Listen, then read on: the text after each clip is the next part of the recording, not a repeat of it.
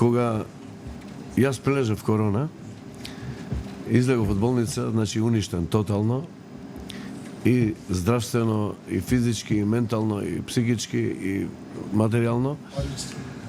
Секако, значи, тешки времења, се јавува Гоце Пејко на телефон. И ми вика, кај си, баки? Добро, еве, вака, така, се закрепувам, се враќам во живот. Дали ти треба нешто, ми вика, овој човек овде?